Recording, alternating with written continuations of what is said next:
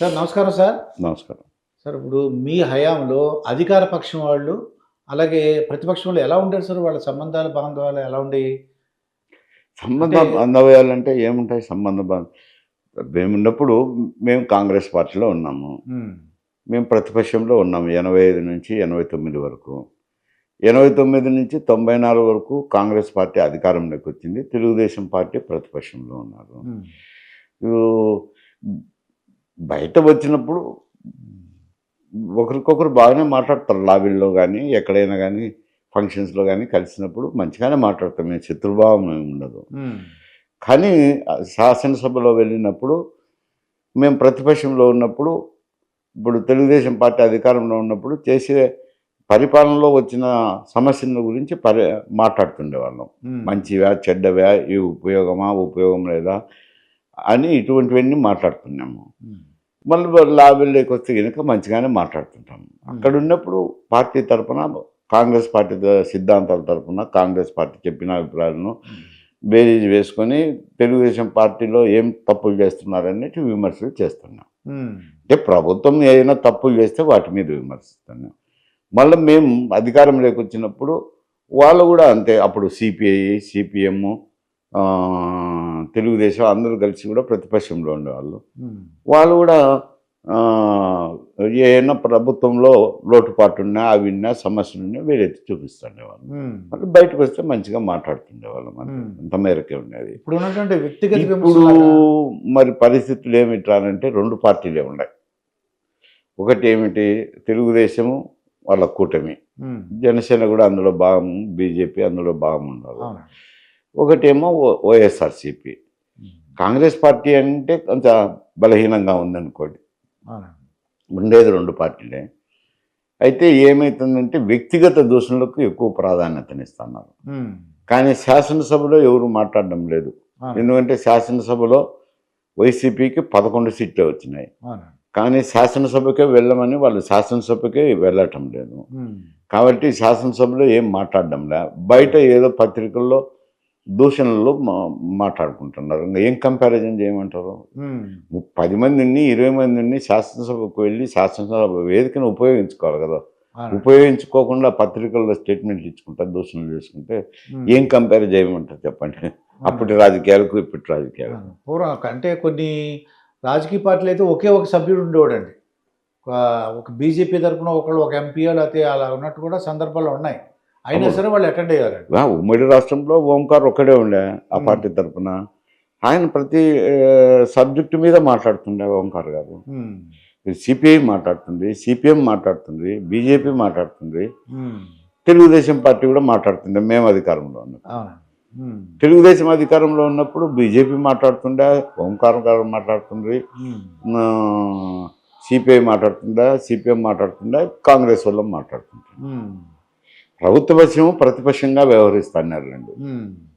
అంటే మీరు చెప్పినట్టు వైసీపీలో 11 మంది వచ్చినా అసెంబ్లీలో కూర్చొని ప్రజల తరపున మాట్లాడితే మంచిది. ఇంక వాళ్ళకి ఎక్కువ అంటే సింపతి వస్తదండి. ఎక్కువ భవిష్యత్తులో వాళ్ళు గెలవడానికి అవకాశం ఉంటదేమో అనిపిస్తుంది. గెలిచేది ఓటమిలో అటు పెట్టండి.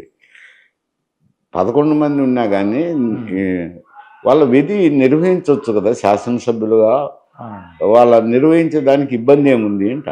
సమయం కేటాయించిందే కదా స్పీకరు. అవునండి. హ్మ్. సమయము, సందర్భము, నోటీసులు ఇవ్వాలా, ఇవన్నీ ప్రొసీజర్ ఉన్నాయి. ప్రొసీజర్ ఫాలో అయ్యి విమర్శించవచ్చు కదా.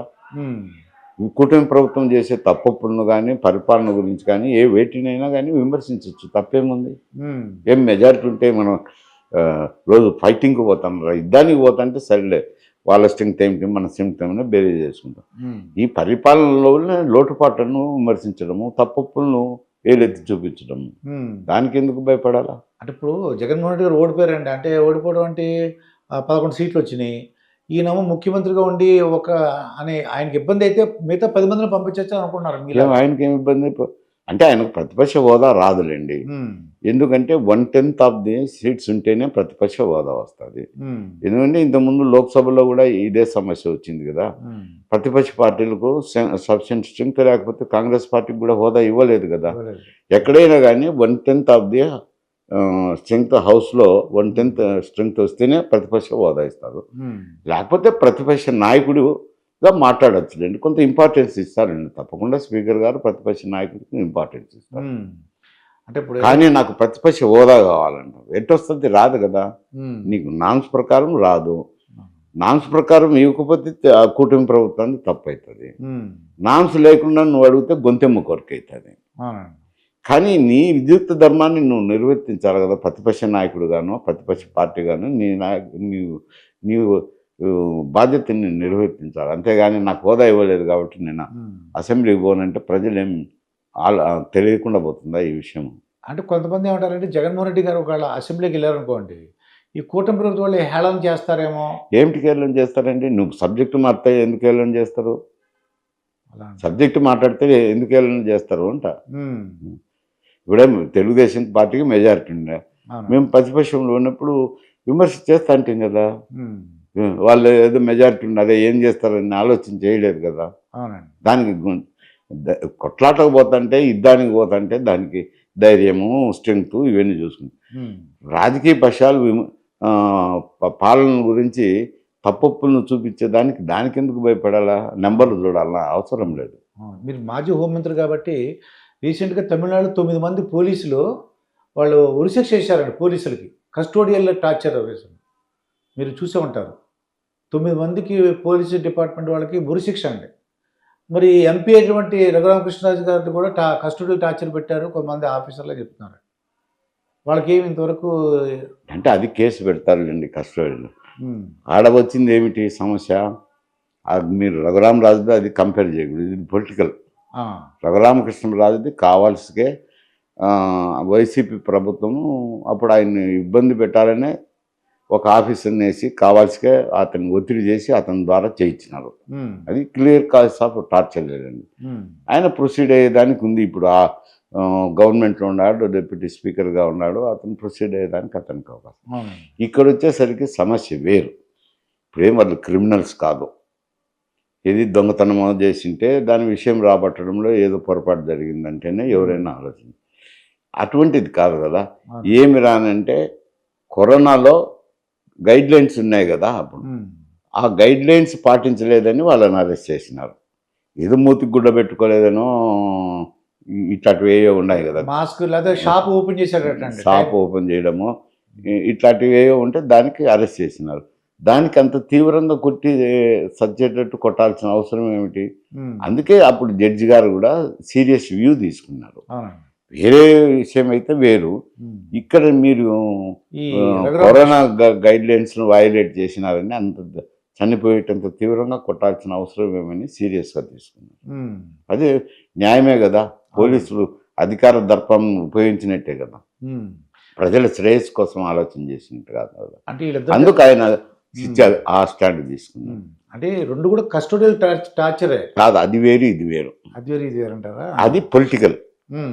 ఇప్పుడు అధికారంలో ఉన్నారు కాబట్టి ఆయన ఆఫీసర్ మీద ఏదైనా తీసుకోవచ్చు, అది వేరు సమస్య.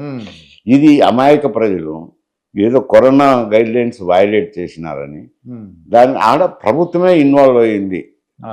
ఖచ్చితంగానే ఆయన్ను అరెస్ట్ చేసి హరాస్ చేసినారు రఘురామరాజును. అవునండి, అది వేరు సమస్య, పొలిటికల్ అనేది. ఇక్కడ అమాయక ప్రజలు వాళ్ళు ఏదో బతుకేరు కోసం షాప్ ఓపెన్ చేస్తే గైడ్ లైన్స్ మీరు విస్మరించారని చేటంత వరకు కొట్టడం. అయితే రఘురామకృష్ణ గారి విషయంలో న్యాయం జరుగుతుంది, కంపేర్ చేయొద్దు. అది వేరు ఇది వేరు. పక్కన పెట్టేప్పుడు రఘురామకృష్ణరాజు విషయంలో న్యాయం ప్రూవ్ చేయగలరంటారా? అసలు ఎందుకు కొట్టారు ఏంటన్నది? కొట్టింది ఏమి దెబ్బలు ఉన్నాయి కదా, డాక్టర్లు సర్టిఫికేట్ ఇచ్చినారు కదా, దాని మీద చర్యలు తీసుకోవచ్చు. ఇప్పుడు తీసుకోవచ్చు అంటే వాళ్ళు వాదిస్తారు మేమేం చేయలేదని చెప్పేసి. అప్పుడు సర్టిఫికేట్లు ఉన్నాయి కదండి, ఇప్పుడు డాక్టర్ సర్టిఫికేట్ ఇచ్చింటారు కదా. ఇచ్చింటారు. అయితే మీరు భవిష్యత్తు ఇది up to him to take up the issue. రఘురామకృష్ణరాజుకు చేసేయాలంటే చేయొచ్చు ఆయన. అది అదే కస్టోడియల్ టార్చర్ ఎవరైతే పెట్టారో వాళ్ళు కూడా శిక్ష పడుతుంది మీరు ఒకవేళ ప్రూవ్ అయితే. అది వేరు సమస్య అండి, ఇది వేరు సమస్య. అది పొలిటికల్గా అండి. ఇప్పుడు పొలిటికల్ శిక్ష లేకుండా ఎట్టుంటుంది? నువ్వు ఊరికైనా అరెస్ట్ చేస్తే తప్పకుండా శిక్ష ఉంటుంది. You have to be responsible to the court law. ఏమి నీకు పోలీసు అని నీకేం కొట్టమని ఎవరు అధికారాలు ఇవ్వరు. డెఫినెట్లీ ఇట్ ఈస్ జుడిషియబుల్ అంట. అదే. రఘురామరాజు కృష్ణ విషయమైనా జుడిషియబులే, ఉమ్. ఆడ అదైనా జుడిషియబులే, ఏదైనా జుడిషియబులే. ఈయన చేసుకోవచ్చు అంట. అది ఇంకా మరీ నిర్దయగా చేసిన పని అంట. అవును. ఇదండి డాక్టర్ ఎంవి మైసూరారెడ్డి గారు, మాజీ హోంమంత్రి గారితో జరిగిన ఇంటర్వ్యూ. మరొక ఇంటర్వ్యూతో మీ ముందుంటాను. మీ మాస్టర్ దుర్గాప్రసాద్. నమస్కారం.